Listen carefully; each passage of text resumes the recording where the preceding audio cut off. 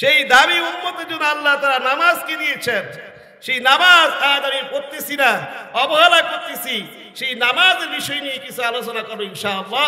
এই নামাজ কিভাবে আসলো, কিভাবে নামাজ আল্লাহ তাআলা আমাকে দিয়েছেন, সেই ঘটনা আমি বলবো এবং নামাজের গুরুত্ব নিয়ে কিছু কথা বলবো। পৃথিবীতে যত প্রাণী আছে প্রত্যেকটা প্রাণী আল্লাহ পাকের ইবাদত করলে কুল্লুম কদ আলিমা সালাতাহু ওয়া তাসবিহাহু।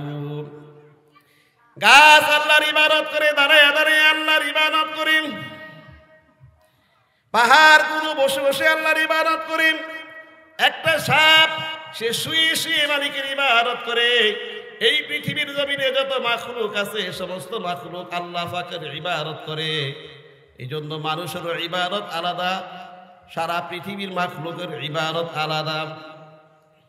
এই ইবাদত, এই নামাজ কিভাবে আসছে? আল্লাহ নবী সাল্লাল্লাহু আলাইহি ওয়াসাল্লাম উম্মে হানির ঘরে ঘুমন্ত ছিলেন। কোথায় ছিলেন? তার চাচাতো বোন উম্মে হানির ঘরে ঘুমন্ত ছিলেন। আল্লাহ রাব্বুল আলামিন রাসূলকে স্পেশাল ভাবে নেওয়ার জন্য হযরতে জিবরাইল ও মিকাইল আলাইহিস সালামকে আল্লাহ পাক পাঠাইলেন, যাও আমার হাবিবকে নিয়ে আসো, আমার হাবিবকে আমার জন্য সাক্ষাৎ করার জন্য নিয়ে আসো। আল্লাহ নবী সাল্লাল্লাহু আলাইহি ওয়াসাল্লামকে হযরতে জিবরাইল এবং মিকাইল আলাইহিস সালাম ঘুমন্ত অবস্থা থেকে জাগ্রত করলেন। জাগ্রত করার পরে আল্লাহ নবী সাল্লাল্লাহু আলাইহি ওয়াসাল্লামকে হাতিমে কাবার নিকট নিয়ে গেলেন। হাতিমে কাবার নিকট নেওয়ার পর হযরতে মুহাম্মদ রাসূলুল্লাহ সাল্লাল্লাহু আলাইহি ওয়াসাল্লামকে জিবরাইল এবং মিকাইল আলাইহিস সালাম জমজমের পানি দ্বারা তাকে গোসল করাইলেন এবং তার বক্ষ বিতরণ করলেন। কিতাবে লেখে পয়গম্বর আলাইহিস সালামের বক্ষ বিতরণ মোট 3 বার হয়েছে। কয়বার? একটা হলো শিশু অবস্থায়, আরেকটা হলো বাল্যকাল অবস্থায়, আরেকটা হলো মেরাজে যাওয়ার সময় আল্লাহ নবীকে বক্ষ বিতরণ করেছেন। সেখান থেকে আল্লাহ রাব্বুল আলামিন মুহাম্মদ সাল্লাল্লাহু আলাইহি সাল্লামকে সেই বাইতুল্লাহ থেকে বাইতুল মুকাদ্দাসে নিয়ে গেলেন। যেই জানোয়ারটা দিয়ে নিলেন সেটার নাম হলো বোরাক। বলেন কি নাম? বোরাক। বারকুর শব্দ থেকে বোরাক ইসিম। বোরাক শব্দ অর্থ হলো বিজলি। এই বোরাকটা বিজলির চাইতো আরো দ্রুতগামী। এটা নজর যেখানে যায় সেখানেই তার কদম পড়ে। সুবহানাল্লাহ।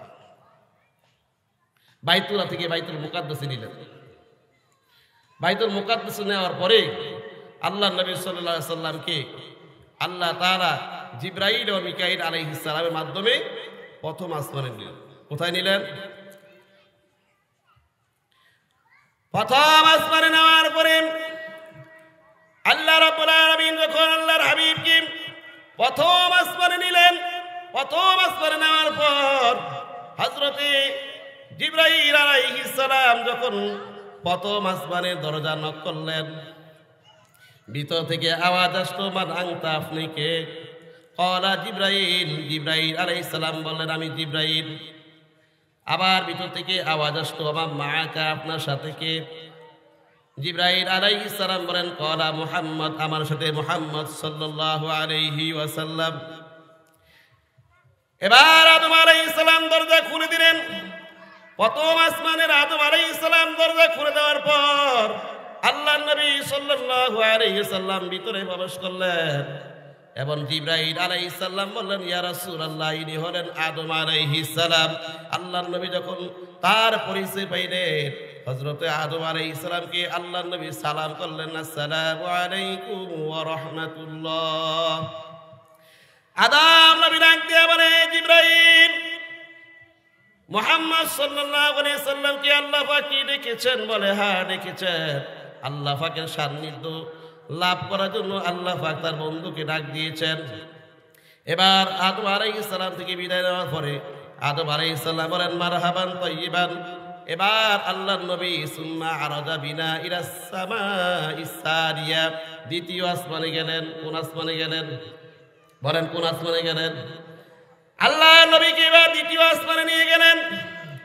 দ্বিতীয় আসমানে নেওয়ার পর দ্বিতীয় আসমানে সংরক্ষিত নবী হযরতে ঈসা এবং ইয়াহইয়া আলাইহিস সালাম বলেন দ্বিতীয় আসমানে কে আছে? হযরত ঈসা এবং ইয়াহইয়া আলাইহিস সালাম। হযরত ঈসা এবং ইয়াহইয়া আলাইহিস সালামের সাথে আল্লাহর নবী সাক্ষাৎ করলেন, করার পরে বলেন আল্লাহ কি আপনাকে ডেকেছেন? বলে হ্যাঁ ডেকেছেন। ঈসা এবং ইয়াহইয়া আলাইহিস সালাম বলেন মারহাবান তাইয়িবান, আচ্ছা ঠিক আছে তাহলে আপনি যান।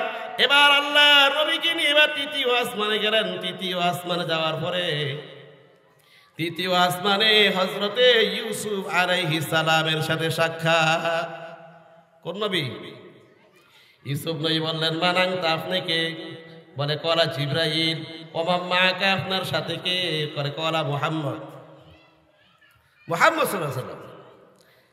ইউসুফ আলাইহিস সালাম সাক্ষাৎ করলেন, মারহাবা তাইয়িবা, বলেন ঠিক আছে ইয়া রাসূলুল্লাহ, যান আপনি চতুর্থ আসমানে যান। এবার আল্লাহর নবী সাল্লাল্লাহু আলাইহি ওয়াসাল্লাম কি জিবরাইল আলাইহিস সালাম যখন চতুর্থ আসমানে নিলেন, চতুর্থ আসমানে গিয়ে দেখেন হযরতে ইদ্রিস আলাইহিস সালামের সাথে সাক্ষাৎ। চতুর্থ আসমানে কার সাথে সাক্ষাৎ? ইদ্রিস আলাইহিস। এবার ইদ্রিস আলাইহিস সালামের সাথে সাক্ষাৎ হওয়ার পরে বলেন মারহাবান তাইয়িবান, যান সামনে যান। এবার আল্লাহর নবী সাল্লাল্লাহু আলাইহি ওয়াসাল্লাম কি পঞ্চম আসমানে নেওয়া হলো। পঞ্চম আসমানে নেওয়ার পর পঞ্চম আসমানে যেই নবী ছিলেন সেই নবীর নাম হলো হারুন আলাইহিস সালাম। বলেন কি? পঞ্চম আসমানে হারুন আলাইহিস সালামের সাথে সাক্ষাৎ হলো। এরপরে আল্লাহ পাক তাকে আরো উপরে নিলেন। এবার ষষ্ঠ আসমানে গেলেন। ষষ্ঠ আসমানে গিয়ে হযরতে মুসা আলাইহিস সালামের সাথে সাক্ষাৎ হলো। বলেন কার সাথে? ষষ্ঠ আসমানে কে আছে? হযরতে মুসা আলাইহিস সালাম। এবার আল্লাহর নবী সাল্লাল্লাহু আলাইহি ওয়াসাল্লামকে জিবরাইল আলাইহিস সালাম সেই সপ্তম আসমানে নিয়ে গেলেন।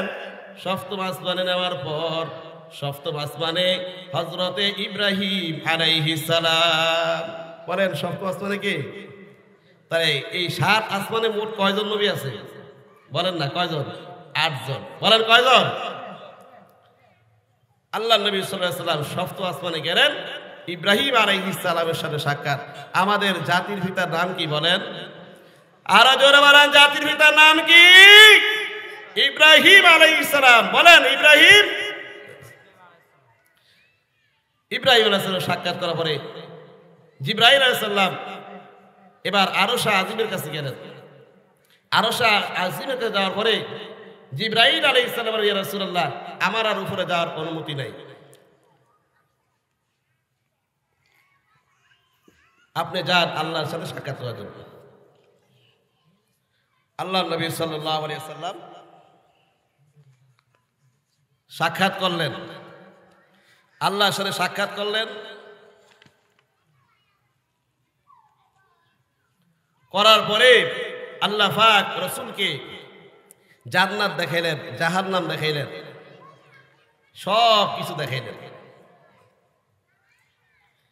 দেখার পরে আল্লাহ নবী সাল্লাল্লাহু আলাইহি সাল্লাম সেখানে কয়েক প্রকারের শাস্তি দেখলেন।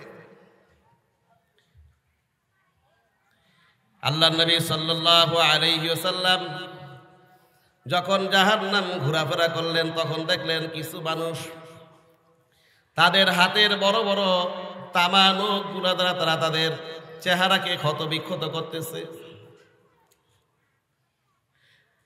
আল্লাহ নবী হযরত জিবরাইল আলাইহিস সালামকে জিজ্ঞেস করলেন, হ্যাঁ জিবরাইল, যেই মানুষগুলার হাতের নখের দ্বারা তাদের চেহারাকে ক্ষত বিক্ষত করতেছে, হে জিবরাইল এদের অপরাধ কি? আল্লাহ নবী সাল্লাল্লাহু আলাইহি ওয়াসাল্লামকে জিবরাইল আলাইহিস সালাম বললেন, ইয়া রাসূলুল্লাহ, এই লোকগুলা দুনিয়ার মধ্যে মানুষের গীবত গাইত, মানুষের শিকায়াত হইত, মানুষের দোষ চর্চা করত, এই জন্য তাদের এই শাস্তি। তারা কিয়ামত পর্যন্ত তাদের এই চেহারাগুলোকে ক্ষত বিক্ষত করবে। অপরাধ কি? অপরাধ হলো তারা গীবত করিত। কি বলতো? সব গীবত কিন্তু হারাম না, সব গীবত আবার জায়েজ না। গীবত বুঝতে হবে, কোন মানুষ যদি বাতিলপন্থী চলে যায়, গোমরাহি হয়ে যায়, তার সমালোচনা করা কিন্তু গীবত না। সব কিন্তু কি গীবত না। আপনি মারামারি করছেন, আপনার নামে দোষ গুণ সব নিয়ে অ্যাডভোকেটের কাছে দিছে, এখন আপনার দোষ বর্ণনা করছে, আপনি ছিলেন না, কিন্তু এটা গীবত না, এটা কিন্তু জায়েজ। এটা কি? একটা মানুষ গোমরাহি হয়ে গেছে, মনে করেন কোন আলেম গুমরাই হয়ে গেছে, তার বিরুদ্ধে ওলামায়ে কেরাম কথা বলা, তার থেকে সাবধান করে দেওয়া, তার সমালোচনা করা, এটাকে গীবত বলে না। তাহলে এই শাস্তিটা কি? গীবতের। আল্লাহর নবী সাল্লাল্লাহু আলাইহি সাল্লাম সামনে অগ্রসর হলেন। এবার আল্লাহর নবী সাল্লাল্লাহু আলাইহি সাল্লাম দেখলেন কিছু মানুষ রক্তের সাগরে, রক্তের দরিয়ায় হাবুডুবু খাচ্ছে। ওই রক্তের দরিয়ায় সাগরের মধ্যে হাবুডুবু খাচ্ছে। আল্লাহর নবী সাল্লাল্লাহু আলাইহি সাল্লাম হযরত জিবরাইল আলাইহিস সালামকে জিজ্ঞেস করলেন, হ্যাঁ জিবরাইল, এই মানুষগুলোর কি অপরাধ? তারা রক্তের দরিয়ায় সাগরের ভিতরে হাবুডুবু খাচ্ছে, কারণটা কি? তাদের অপরাধ কি? আল্লাহর নবী সাল্লাল্লাহু আলাইহি সাল্লামকে হযরতে জিবরাইল আলাইহিস সালাম বলেন, ইয়া রাসূলুল্লাহ, এই লোকগুলা দুনিয়ার মধ্যে সুদ লেনদেন করত, এই লোকগুলা দুনিয়ার মধ্যে সুদ খাইতো, এই জন্য তারা রক্তের সাগরে দরিয়ে হাবুডুবু খাচ্ছে। আমাদের ভিতরে যদি কেউ সুদ খেয়ে থাকেন, সুদের সাথে যুক্ত হয়ে থাকেন, আজকের এই মাহফিল থেকে আমি ওয়াদা করে দেই, বাবা জীবনে সুদ খাইবেন না। যদি আপনি সুদের সাথে লেনদেন করেন, তাহলে হাসরের ময়দানে আল্লাহ পাক আপনাকেও সেই রক্তের সাগরে হাবুডুবু খেতে হবে। এবার আল্লাহর নবী সাল্লাল্লাহু আলাইহি সাল্লাম আবার সামনে অগ্রসর হলেন। সামনে অগ্রসর হওয়ার পর আল্লাহর নবী সাল্লাল্লাহু আলাইহি সাল্লাম দেখলেন কিছু মানুষের মাথা চূর্ণ বিচূর্ণ করা হচ্ছে, তাদের মাথায় পাথর নিক্ষেপ করা হচ্ছে, তাদের মাথাকে ফেটে দেওয়া হচ্ছে। হযরতে জিবরাইল আলাইহিস সালামকে জিজ্ঞেস করলেন, ইয়া রাসূলুল্লাহ, তাদের দোষ কি? হযরতে জিবরাইল আলাইহিস সালাম বলেন, ইয়া রাসূলুল্লাহ, এদের দোষ হলো কি? এরা নামাজের সময় হলে নামাজ পড়তো না, নামাজের অলসতা করত, দোকানপাটে গল্প করত, ঘরের ভিতরে অলসতা করে শুয়ে থাকতো। এরা সময় মতো নামাজ আদায় করতো না, এই জন্য তাদের এই শাস্তি। কি বলেন? আমাদের ভিতরে আছে না অনেক নামাজ পড়ি না, দোকানে বসে আড্ডা দেই, দোকানে বসে সময় কাটাই, খেলাধুলার সময় নষ্ট করি, নামাজ পড়ি না, নামাজকে গুরুত্ব দেই না। এমন মুসলমান কি জাফরাবাদ নাই? আছে না নাই? এবার আল্লাহর নবী সাল্লাল্লাহু আলাইহি সাল্লাম সামনে অগ্রসর হলেন। দেখলেন একটা লাকড়ির বোঝা একটা লোক উঠাইতে পারে না, বারবার চেষ্টা করতেছে, উঠাইতে পারে না। আরো লাকড়ির বোঝা ভারী হইতেছে, কিন্তু উঠাইতে পারে না। এই লোকটা লাকড়ির বোঝা উঠাইতে পারে না। হযরতে জিবরাইল আলাইহিস সালাম জিজ্ঞেস করলেন, হে মুহাম্মদ সাল্লাল্লাহু আলাইহি সাল্লাম জিজ্ঞেস করলেন, হে জিবরাইল, এই লোকটার কি অন্যায়? হযরতে জিবরাইল আলাইহিস সালাম বলেন, ইয়া রাসূলুল্লাহ, এই লোকটার অন্যায় হলো এই লোকটা মানুষ থেকে ঋণ নিত, কিন্তু মানুষের ঋণ পরিশোধ করত না। কি করত না? মানুষের ঋণ পরিশোধ করত না। আমাদের সমাজের অনেক মানুষ আছে, মানুষ থেকে টাকা হাওলাত নেয়, কিন্তু টাকা পরিশোধ করে না। আবার এই সমাজের কিছু মানুষ আছে, মনে করলে মরলে সব মাফ হয়ে যাবে। আরে এই মাফ আর সেই মাফ এক না। মানুষকে কষ্ট দিয়ে মাফ চাওয়া, এটা ইসলাম কোনোদিন সমর্থন করে না। যেই মানুষ থেকে আপনি ঋণ নিয়েছেন, ওই মানুষটাকে খুশি বলে ঋণ দেওয়া, এটা হলো মুসলমানের নৈতিক দায়িত্ব। তাহলে কতগুলা শাস্তি দেখলেন? গীবতের শাস্তি, সুদের শাস্তি, নামাজ না পড়ার শাস্তি, এবং মানুষের হক আদায় না করার শাস্তি। এগুলা যদি আমাদের ভিতরে থাকে, তাহলে আমরা কি করব? তওবা করে আল্লাহর কাছে কি চাইবো? ক্ষমা চাইব। তাহলে আল্লাহ পাক রাসূলকে সব দেখাইলেন। এরপরে আসার সময় আল্লাহর নবী সাল্লাল্লাহু আলাইহি সাল্লামকে আল্লাহ তাআলা এই উম্মতের জন্য হাদিয়া দিলেন 50 ওয়াক্ত নামাজ। বলেন কয় ওয়াক্ত? জোরে বলেন না কয় ওয়াক্ত? আল্লাহ নবী সাল্লাল্লাহু আলাইহি সাল্লামকে আল্লাহ রাব্বুল আলামিন হাদিয়া হিসাবে 50 ওয়াক্ত নামাজ দিলেন। এই 50 ওয়াক্ত নামাজ নিয়ে আল্লাহর পয়গম্বর যখন আসতেছিলেন, হঠাৎ করে সপ্তম আসমান অতিক্রম করলেন। এবার ষষ্ঠ আসমানে যখন আসলেন, মুসা আলাইহিস সালাম জিজ্ঞাসা করলেন, আল্লাহ আপনাকে কি দিয়েছে? আল্লাহ নবী সাল্লাল্লাহু আলাইহি সাল্লাম মুসা আলাইহিস সালামকে বললেন, হে মুসা নবী, আমার আল্লাহ আপনাকে আমার উম্মতের জন্য 50 ওয়াক্ত নামাজ দিয়েছে। মুসা আলাইহিস সালাম বললেন, ও মুহাম্মদ সাল্লাল্লাহু আলাইহি সাল্লাম, আপনার উম্মত দুর্বল, আপনার উম্মত অলস, 50 ওয়াক্ত নামাজ আপনার উম্মত পারবে না। 50 ওয়াক্ত নামাজ পারবে না। আপনি যান, ইরুজু ইলা রাব্বিকা, আপনি আপনার প্রভুর কাছে যান, নামাজকে আরো সহজ করে। আল্লাহ নবী সাল্লাল্লাহু আলাইহি সাল্লাম মুসা আলাইহিস সালামের কথা শুনে আল্লাহর কাছে গেলেন। আল্লাহ পাক বলেন ফাকুলতু ইয়া রাব্বি, আল্লাহকে বলেন হে আমার রব, খাফফিফ আলা উম্মতি, আমার উম্মতের জন্য আপনি সহজ করে দেন। আল্লাহ পাক যখন আল্লাহর কাছে আরজ করলেন তখন আল্লাহ রাব্বুল আলামিন 5 ওয়াক্ত নামাজ কমাইয়া দিলেন। বলেন কয় ওয়াক্ত? 5 ওয়াক্ত নামাজ কমাইয়া দিলেন। এভাবে আবার আসলেন, আবার গেলেন, আবার আসলেন, আবার গেলেন, এইভাবে কমাইতে কমাইতে 45 ওয়াক্ত নামাজ কম করে দিলেন। এরপরে আছে কয় ওয়াক্ত? 5 ওয়াক্ত। কত সহজ! উম্মত কোথায় যাচ্ছ? এবার আল্লাহ রাব্বুল আলামিন রাসূলকে ডাকতে বলেন হে নবী, আমি আপনার উম্মতের জন্য 50 ওয়াক্ত নামাজ দিয়েছি, কিন্তু কমাইতে কমাইতে 45 তো কমিয়ে ফেলেছি। যান হে আল্লাহর হাবিব, হে আমার বন্ধু, আপনার উম্মত যদি 5 ওয়াক্ত নামাজ ঠিকমতো আদায় করতে পারে, সময়ের প্রতি লক্ষ্য রেখে আদায় করতে পারে, যান আমি ওয়াদা দিলাম আমি আল্লাহ 50 ওয়াক্ত নামাজের সওয়াব তার আমলনামায় দান করব। সুবহানাল্লাহ। আজকে নামাজের মজা নাই, মজা পাই না। কেন জানেন? কোন এক কবি বলেন उल्फत में बराबर है, उल्फत में बराबर है, वफा हो के जुफा हो,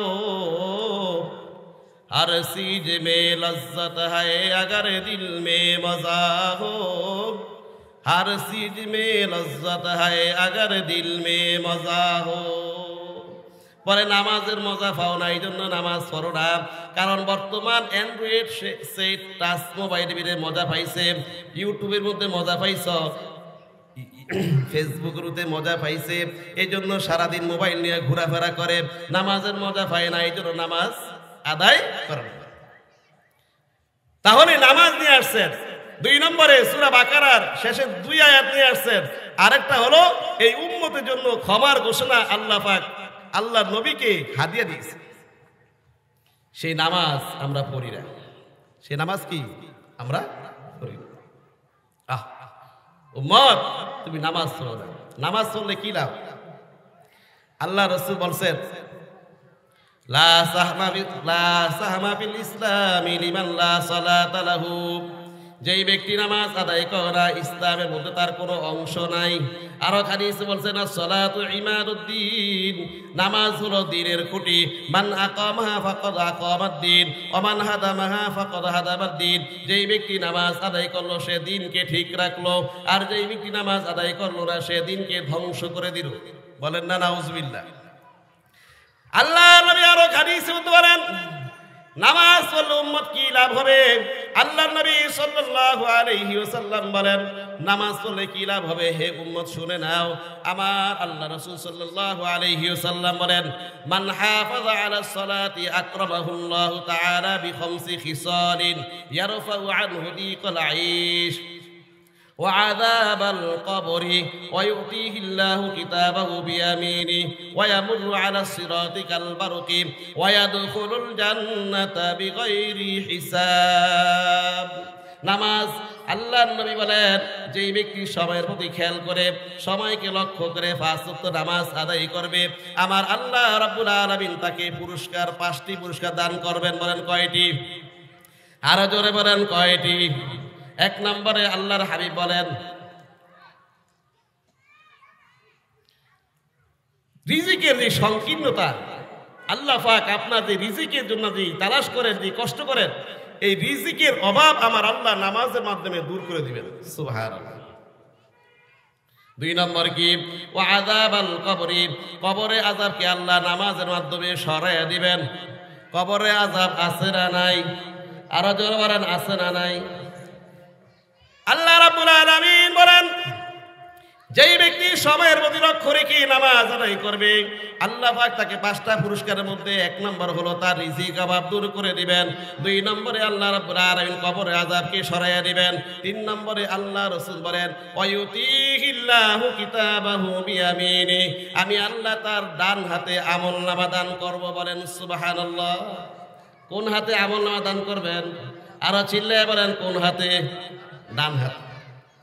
4 নাম্বার পুরস্কার আল্লাহর পয়গম্বর বলেন ওয়ায়ামুরু আলা সিরাতি কাল বারকি, ফুল সিরাতের রাস্তা আল্লাহ রাব্বুল আলামিন 20 দিন মতো পার করে দিবেন। বলেন সুবহানাল্লাহ। ফুল সিরাতের রাস্তা সহজ না কঠিন? 5 নম্বরে পুরস্কার আল্লাহর পয়গম্বর বলেন ওয়ায়াদখুলুল জান্নাতা বিগাইরি হিসাব, আমি আল্লাহ রাব্বুল আলামিন তাকে বিনা হিসাবে জান্নাত দান করব। সুবহানাল্লাহ। নামাজ এত গুরুত্বপূর্ণ, আজকে আমরা নামাজ পড়ি না। অন্য হাদিসে আল্লাহর হাবিব বলেন 5টা জিনিস আসার আগে 5টা জিনিসকে গনিমত করো। ইকতারিম খামসান ক্বাবলা খামসিন, শাবাবাকা ক্বাবলা হারামিকা, ওয়া সিহাতাকা ক্বাবলা সাকমিকা, ওয়া গিনাকা ক্বাবলা ফাকরিকা, ওয়া ফারাগাকা ক্বাবলা শুগুরিকা, ওয়া হায়াতাকা ক্বাবলা মাউতিকা। আল্লাহ নবী সাল্লাল্লাহু আলাইহি ওয়াসাল্লাম বলেন 5টা জিনিস আসার আগে 5টা জিনিসকে গনিমত মনে করো। 5টা জিনিস আসার আগে 5টা জিনিসকে গনিমত করো। 1 নম্বর রাসূল বলেন ইকতারিম খামসান ক্বাবলা খামসিন, শাবাবাকা ক্বাবলা হারামিকা, তোমার বার্ধক্য আসার আগে তোমার যৌবনকে হেফাজত করো। আগে যৌবনকে হেফাজত করো। বলেন বার্ধক্য আসার আগে যৌবনকে কি হেফাজত করো। কারণ মানুষ বৃদ্ধ হয়ে গেলে ঠিকমতো সিজদা করতে পারে না, মানুষ বৃদ্ধ হয়ে গেলে ঠিকমতো রুকু করতে পারে না, মানুষ যখন বৃদ্ধ হয়ে যায় তখন ঠিকমতো নেক আমল করতে পারে না, উযু কোন দিকে ছুটে যায় বলতে পারে না। এজন্য রাসূল বলেন তোমার বার্ধক্য আসার আগে তোমার যৌবনকে তুমি হেফাজত করো। আজকে এই সমাজের যুবকরা কত নামাজকে ত্যাগ করতেছে, কত খেলাধুলায় সময় নষ্ট করতেছে, নামাজ পড়ে না। আমাদের সমাজে যুবকরা মনে করে আমরা বৃদ্ধ হলে মারা যাব। না না বাবা, বৃদ্ধ হওয়ার কোনো সময় নাই। মানুষের কোনো হায়াতের গ্যারান্টি নাই। এই পৃথিবীতে আসার গ্যারান্টি আছে, যাওয়ার কোনো গ্যারান্টি নাই। আসার সিরিয়াল আছে, যাওয়ার কোনো সিরিয়াল নাই। কথা বলেন ঠিক না ঠিক?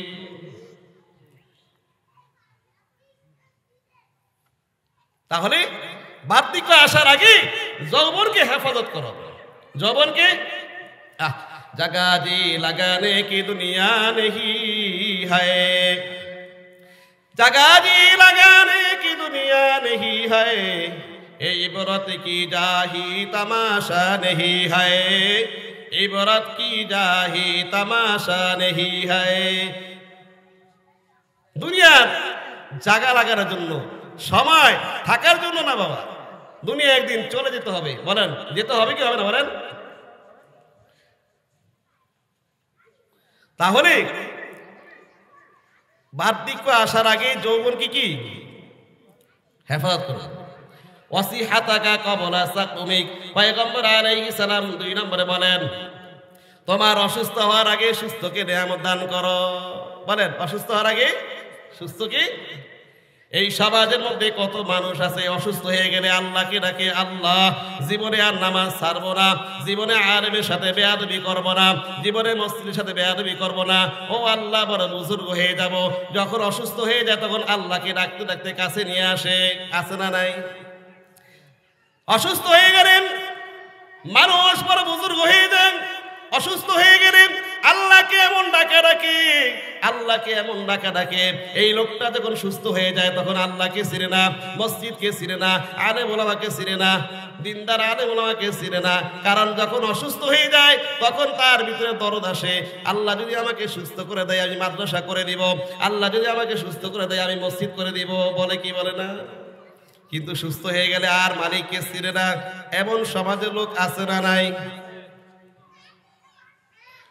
3 নম্বর গিনাকা ক্বাবলা ফাকরিক, আল্লাহর পয়গম্বর বলেন দারিদ্র হওয়ার আসে ধনাত্মকে মূল্যায়ন দান করো। এই সমাজের মধ্যে কত মানুষ লক্ষ লক্ষ টাকার মালিক, কিন্তু সে টাকা হক আদায় করে না, মসজিদ মাদ্রাসায় দান করে না, আলেম ওলামাকে দান করে না, মসজিদের জন্য টাকা ছেড়ে বিভিন্ন কথা বলে। এই মাহফিলটা করতে গিয়ে কত কষ্ট হয়েছে। বহু মানুষ আছে এই মাহফিলকে ব্যবসা বলেছে।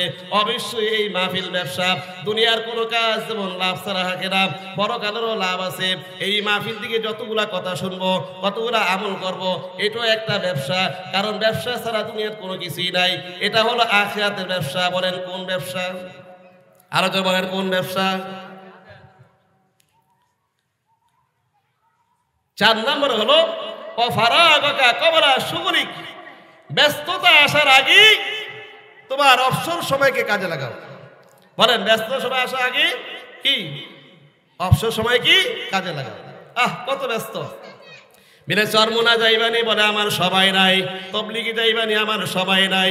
মসজিদে নামাজ তো আসো না কেন, আমার সময় নাই, সময় নাই, খালি সময় নাই। কি কর, সময় নাই। হুজুর সময় খুঁজে পাই না। সময় পাইবে।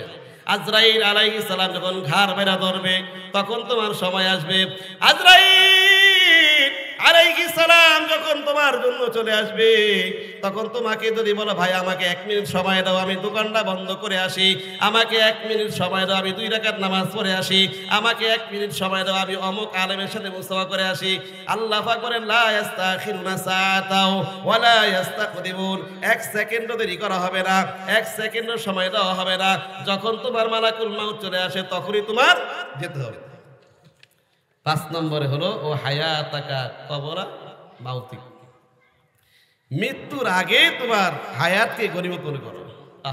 মৃত্যুর আগে কি হায়াতকে গনিমত করো। আমাদের মরণ আছে না নাই? আল্লাহ পাক অন্য আয়াতে বলেন ইন্নাল্লাহা ইনদাহু ইলমুস সাআ, 5টা জিনিসের ক্ষমতা আমি আল্লাহ রেখে দিয়েছি, পৃথিবীর কাউকে জানাই নাই, নবীও জানে নাই, কোনো ফেরেশতা জানে নাই। 5টা জিনিসের ক্ষমতা আমি আল্লাহ রেখে দিয়েছি। এর মধ্যে একটা হলো ইন্নাল্লাহা ইনদাহু ইলমুস সাআ, কিয়ামত কবে হবে পৃথিবীর কেউ জানে না। কে জানে? আরো জোরে বলেন, কে জানে?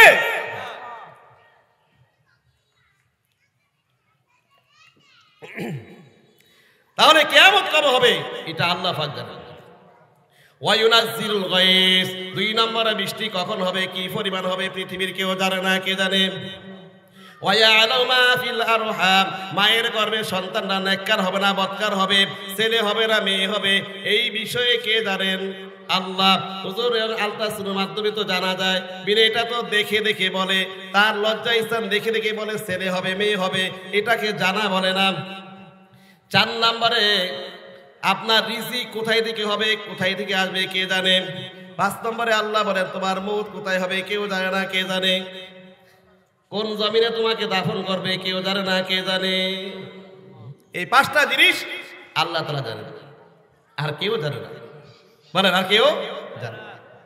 কি নিয়ে বাহাদুরি করি? কিসের বাহাদুরি? আমার মৃত্যু হয়ে যাবে দোস্ত, আমাকে আল্লাহ হাত দিয়েছেন, পাও দিয়েছেন, চক্ষু দিয়েছেন, এই দিমাগ দিয়েছেন। তোমার হাত না, তোমার পাও না, তোমার চক্ষু না, এটা আল্লাহ পাকের দেওয়া দান। তুমি কার হাত দিয়ে গাদ্দারি করো, কার চোখ দিয়ে গাদ্দারি করো, কার পাও দিয়ে তুমি গাদ্দারি করো? এই জমিন কার বলেন? আর বলেন কার? আল্লাহর দেওয়া জমিন, আল্লাহর দেওয়া পাও দিয়ে তুমি গাদ্দারি করো, আল্লাহর দেওয়া পাও দিয়ে তুমি আল্লাহর সাথে গাদ্দারি করো। হে মুসলমান, তোমরা ভালো করে শুনে নাও, তোমরা যারা আল্লাহর জমিনে জুলুম করতেছ, যেই সমস্ত মানুষ আল্লাহর উপর জুলুম করে, এই দেশের জনগণের উপরে জুলুম করে টাকা নেয়, জুলুম করে ক্ষমতা নেয়, আল্লাহ পাক দেখায় দিয়েছেন এই জমিনের মধ্যে যারা জুলুম করেছে তাদেরকেও এই দুনিয়ায় অস্তিত্ব টিকতে পারে না। আছে, সব শেষ। এই জন্য ভাই, আপনার মৃত্যু হবে এতে কোনো সন্দেহ নাই, কিন্তু আপনার জানাজা পাবেন কিনা বলেন না সন্দেহ। আমি জানাজা পাবো কিনা আমার সন্দেহ। আমার ওস্তাদ বলতে রে, তোমাদেরকে আমরা মাওলানা বানিয়ে দিয়েছি, কিন্তু আমাদের বড় ভয় হাসরের ময়দানে আল্লাহ কি যেন প্রশ্ন করে, কি যেন উত্তর দিতে পারি। এই জমিনের মধ্যে কত মানুষ অ্যাক্সিডেন্টে মারা যায়, কত মানুষ নদীতে সাঁতার কেটে মারা যায়, কত মানুষ রেল স্টেশনে মারা যায়, জানাজা হয় না, কাফনে কাপড় হয় না, বাসের খবর নাই, জানাজার খবর নাই। এই প্রকারের লোক আছে না নাই? আমি তো মাঝে মধ্যে ভয় করি, আমি আল্লাহর কাছে যাব, আমার জানাজা হবে কিনা। কোন বাসের মুরার বাস যেন আমার জন্য অপেক্ষা করতেছে আমি জানি না, কোন পুকুরের পানি যেন আমার জন্য অপেক্ষা করতেছে আমি জানি না, কোন মাটি যেন আমার জন্য অপেক্ষা করতেছে আমি জানি না।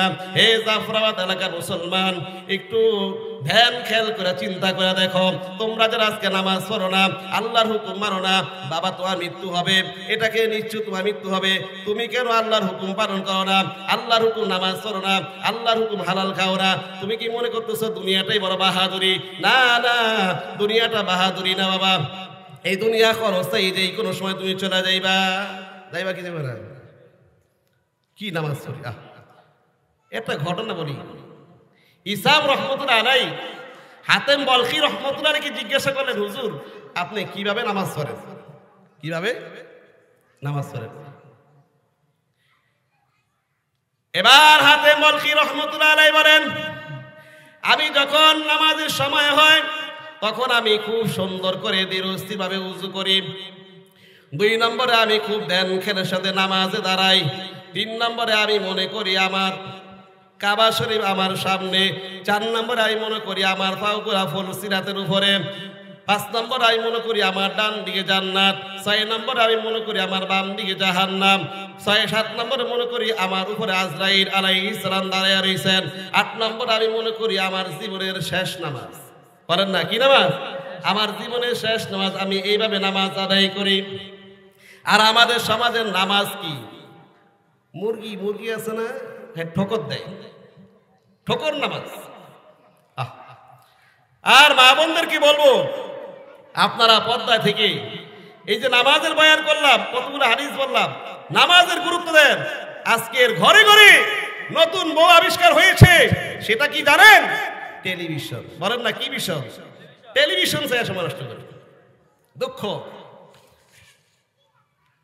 এই ওয়াজের ময়দানটা কত দামি একটা মজা। এবার মা বোনরা শুনেন, আপনাদের জন্য আমি কিছু ওয়াজ করি। আল্লাহর নবী সাল্লাল্লাহু আলাইহি ওয়াসাল্লাম বলেন, আল মারওয়াতু ইদা সাল্লাত খামসাহা ওয়া সামাত শাহরাহা ওয়া আহসানাত ফারজাহা ওয়া আতাআত বা'লাহা ফালতাদখুল মিন আইয়ি আবওয়াবিল জান্নাতি শাআত। আল্লাহর নবী সাল্লাল্লাহু আলাইহি ওয়াসাল্লাম বলেন, যেই মহিলার মধ্যে 4টা গুণ পাওয়া যায়, যেই মহিলার মধ্যে 4টা গুণ পাওয়া যায়, আল্লাহর হাবিব সাল্লাল্লাহু আলাইহি ওয়াসাল্লাম বলেন, ওই মহিলা আল্লাহ পাকের জান্নাতে যেই কোনো দরজা দিয়ে হোক সে প্রবেশ করবে। 1 নম্বরে আল্লাহর পয়গম্বর বলেন, যেই মহিলা 5 ওয়াক্ত নামাজ আদায় করবে, আল মারওয়াতু ইদা সাল্লাত খামসাহা, যেই মহিলা 5 ওয়াক্ত নামাজ আদায় করবে, ওয়া সামাত শাহরাহা, 2 নম্বরে যেই মহিলা রমজানের রোজা রাখবে, ওয়া আতাআত বা'লাহা, 3 নম্বরে যেই মহিলা স্বামীর কথা মানবে, 4 নম্বরে ওয়া আহসানাত ফারজাহা, যেই মহিলা তার স্বামী, যেই মহিলা পর্দা করে চলবে, তাহলে 4টা গুণ। 1 নম্বরে 5 ওয়াক্ত নামাজ, ধরে বলেন 1 নম্বরে কি 5 ওয়াক্ত নামাজ, 2 নম্বরে রমজানের রোজা, 3 নম্বরে স্বামীর আনুগত্য, 4 নম্বরে হলো পর্দা করা। কি করা? পর্দা করা। এই 4টা আমল যদি কোনো মা করতে পারে, আল্লাহ তাআলা তাকে জান্নাত দান করবেন। মানে কি দান করবেন? এই ওয়াজের ময়দানটা দামি মজমা। আমি তো প্রায় সময় বলি, এখান থেকে হুঙ্কার দিলে বাতিল এই দেশ থেকে পালিয়ে যাবে। এই জন্য আমরা যারা ওয়াজের বিরোধিতা করি, আসলে কিছু কারণ আছে। কি জন্য জানেন? আমি মিডিয়ার মাধ্যমে বলি, এই ময়দানের মধ্যে যারা আজকে ওয়াজের নামে কন্টাক্ট করে, যেই সমস্ত আলেম ওলামা বক্তা কন্টাক্ট করে ওয়াজ করে, আমি মনে করি এরা ওয়াজের জন্য আসে না, এরা ব্যবসার জন্য আসে। কথা বলেন ঠিক না ঠিক? এই জন্য যেই বক্তা কন্টাক্ট করবে, যেই বক্তা বাজেট করবে, আমাকে 1,000 টাকা দিতে হবে, ওই বক্তার ওয়াজ আমি শুনবো না, ওই বক্তাকে আমি বয়কট করবো। বলেন করবো কি করবো না? এই জন্য এই মজমা দাবি, কোনো কন্টাক্ট চলবে না। এখানে কোরআনের কথা বলবেন, আপনাকে মাহফিল থেকে হাদিয়া দেওয়া হবে। আমি বেরে বক্তার বিরুদ্ধে কথা বললাম, কারণ এটা একটা দামি মজমা। কি মজমা? দামি মজমা। এই জন্য ভাই নামাজ পড়বেন তো, জোর ভাই নামাজ পড়বেন তো। কতগুলা কথা বললাম আমার জীবনে, কতগুলো আলেম ওলামার সাথে সম্পর্ক থাকবে তো? বলেন থাকবে? থাকবে না কেন? আল্লাহর নবী হাদিসে বলেন, কুন আলিমান আও মুতাআল্লিমান আও মুহিব্বান আও মুস্তাবিয়ান। পয়গম্বর আলাইহিস সালাম বলেন, তুমি আলেম হও অথবা তালেবে ইলম হও। আলেম হইতে পারো নাই, তালেবে ইলম হতে পারো নাই, তাহলে আলেমের কথা শোনো। যদি আলেমের কথা শোনা তৌফিক না হয়, আও মুহিব্বান, আলেমকে মহব্বত করো। আমার ভাইয়েরা, আল্লাহ রাসূল বলেন, আলেম হইতে অথবা তালেবে ইলম হইতে অথবা আলেমের কথা শ্রবণ করতে অথবা আলেমকে বলেন মহব্বত করতে, যদি এই 4 প্রকারের ভিতরে না হও, আল্লাহর পয়গম্বর বলেন, ফাতা হালাকা, তুমি হালাকা। এই সমাজের মধ্যে যারা আলেমদের বিরোধিতা করে, আলেম ওলামার বিরুদ্ধে কথা বলে, তুমি এই হাদিস থেকে জেনে নাও, তুমি যদি আলেমকে মহব্বত না করো, আলেমের কথা না শোনো, আলেমকে মহব্বত না করো, তোমার হালাকাত নিশ্চিত, কোনো সন্দেহ নাই। বলেন কোনো সন্দেহ? এখন কি আলেমের সাথে থাকবেন না যাইবেন? বাজারে 1 নাম্বার তেল আছে, 2 নম্বর তেল আছে, আছে না নাই? নাম কিন্তু তেল, খাঁটি সোয়াবিন আর ভেজাল সোয়াবিন, আছে না নাই? ডাক্তার 3 প্রকার, MBS ডাক্তার কান নিয়ে গবেষণা করে, আরেকজন আছে আমাদের আশেপাশে ডাক্তার সব রোগের চিকিৎসা করে, আরেকজন আছে গ্রামে দেখবে রিক্সা নিয়ে আসেন আবার গাড়ির নিকট, হ্যাঁ 5 মিনিটে ব্যথা ভালো হয়ে যাবে। বলেন তো এই 3 ডাক্তারের মধ্যে সবচেয়ে যোগ্য ডাক্তার কে? বলেন কে? MBS। বলেন কে? এই জন্য ভালো ডাক্তার যোগ্য ডাক্তার, ভালো আলেম যোগ্য আলেম, কারণ যোগ্য আলেমের সম্মান সব জায়গায় আছে। বলেন সব জায়গায়। এই জন্য পৃথিবীর সব কিছু আপনি দেখেন, ভালো খারাপ বুঝেন, কে ভালো আলেম কে যোগ্যতাপূর্ণ আলেম আপনি সেটা বুঝেন না। এই জন্য ইনশাআল্লাহ আমরা আলেমদের সাথে থাকবো ইনশাআল্লাহ। বলে আলেমদের সাথে থাকবো ইনশাআল্লাহ। আল্লাহ তাআলা বলে সকলকে আলেমদের সাথে থাকার তৌফিক দান করেন। যত বাতিল আসুক না কেন, যত ফিতনা আসুক না কেন, আমরা আলেম থেকে দূরে যাব না, দূরে যাব না। যারা আলেমদের বিরুদ্ধে কথা বলে এরা কোনোদিন সঠিক পথে থাকতে পারবে